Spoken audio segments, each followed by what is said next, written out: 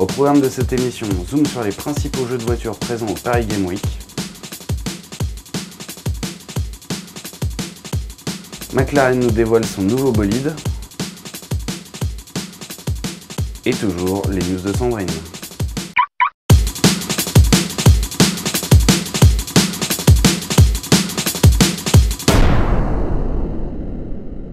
Bonjour à tous et bienvenue sur Autoreflex TV. Direction le SEMA Show de Las Vegas avec la marque Honda qui exposait pas moins de 8 modèles CRV. De la version pour adeptes des sports extrêmes aux modèles développés pour le sport automobile, il y en avait pour tous les goûts. Mazda avait également fait le déplacement au salon du tuning de Las Vegas avec une belle partie de sa gamme exposée. Il y a 6 modèles préparés. On y retrouvait le petit cabriolet MX-5 dans sa nouvelle configuration, comme la version compétition Club Car. Chez Dodge, c'est la Challenger qui fait le show dans sa nouvelle version SRT8 392.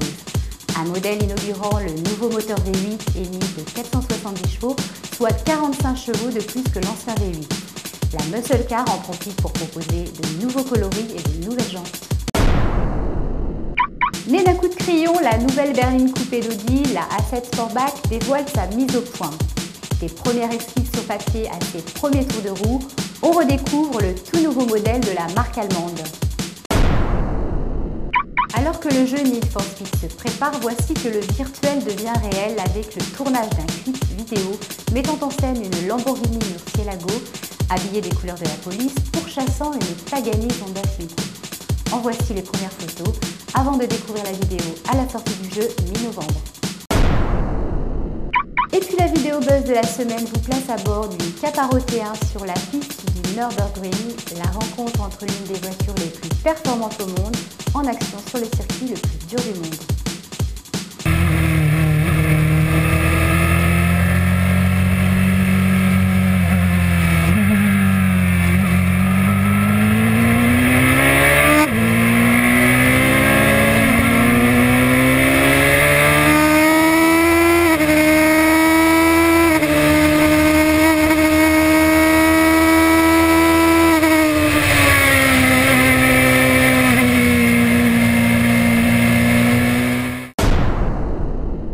La semaine dernière avait lieu le Paris Game Week, l'occasion pour nous de faire un focus sur les principaux jeux de pilotage, notamment James Bond Bloodstone 007 et le très attendu Need for Speed Hot Pursuit.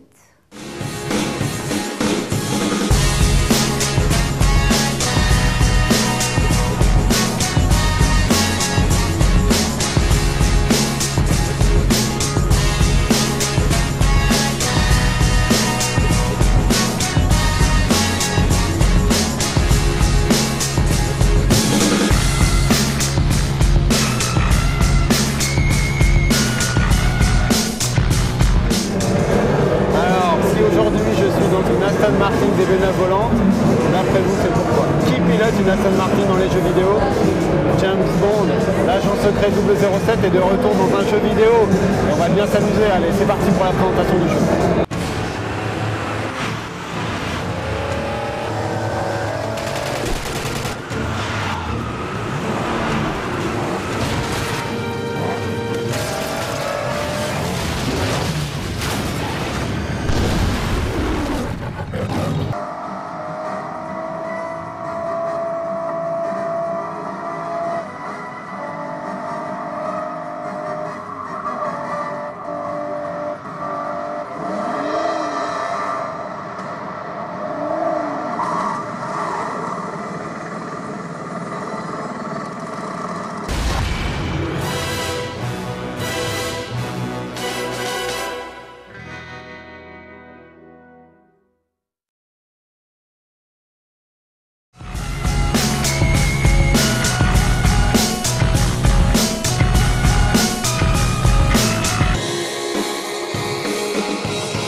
Alors le plus gros jeu vidéo de bagnole de cette année, c'est Need for Speed en termes d'arcade. Bien sûr, là c'est flic ou voyou. Il faut choisir, être poursuivi ou poursuivre. On va vous montrer en exclusivité les premières images et le premier essai du jeu. C'est parti.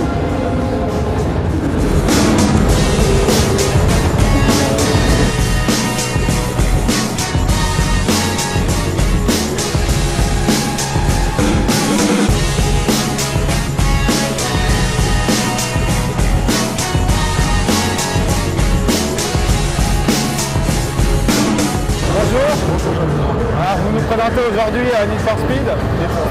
Ça fait très longtemps que les gens attendent le retour de la course-poursuite, ça avait disparu Need for Speed. Enfin le grand retour.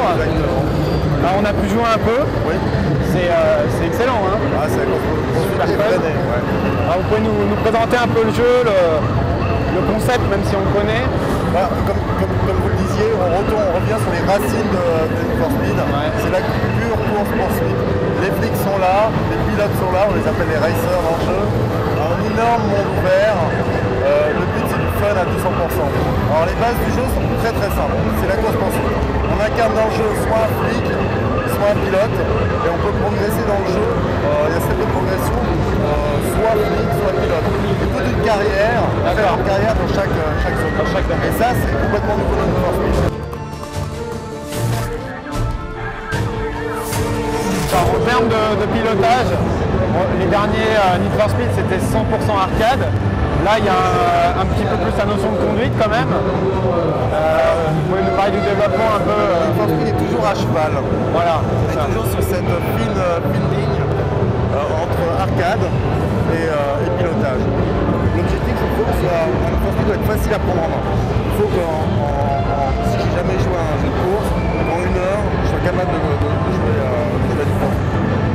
Et en même temps, si j'aime les jeux de simulation, si je suis un vrai gamer, un joueur pointu, il faut qu'il y ait du challenge. Et en ça, Need for Speed a du challenge parce que pour bien prendre les courbes, bien prendre ses virages, bien sillonner dans la circulation, gérer son accélération, il y a un dosage de l'accélération, un dosage du freinage pour ne pas partir en dérapage, il y a une vraie notion de pilotage. Et c'est l'essence de Need for Speed. C'est facile d'accès comme jeu arcade et pointu comme un simulation.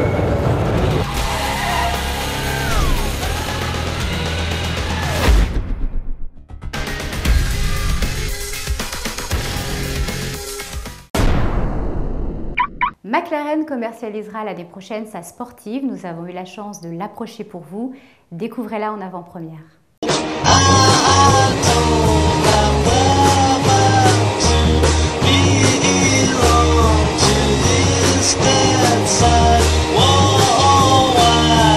Treize ans après la fin de la production de sa supercar F1, McLaren est de retour dans la voiture de route avec sa MP4 12C. La F1 devenue mythique est considérée comme la meilleure voiture de sport au monde et dont les performances sont aujourd'hui encore difficiles à battre. La MP4 est la plus petite et concurrencera les Ferrari 458 Italia et Lamborghini LP564.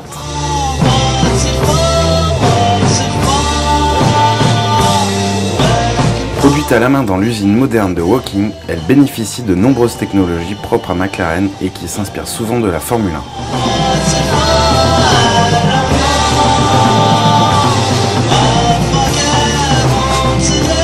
La conception de la 12C fut menée de l'intérieur vers l'extérieur et repose sur le carbone monocelle en tant qu'élément structurel de base, ce qui a permis de concevoir l'habitacle autour du conducteur avec beaucoup de liberté comme dans une Formule 1.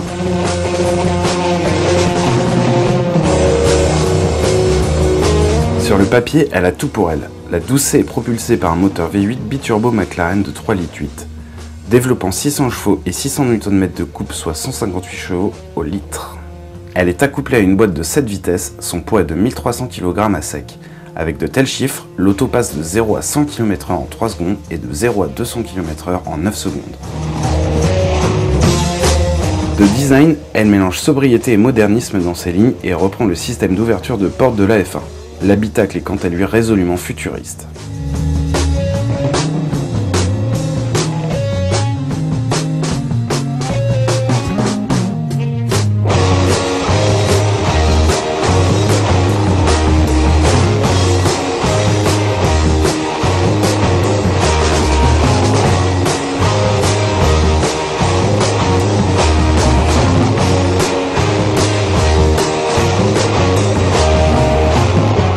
Le groupe Neubauer sera pour la France l'un des premiers distributeurs européens de McLaren en 2011, venant renforcer le réseau mondial des 35 partenaires triés sur le volet.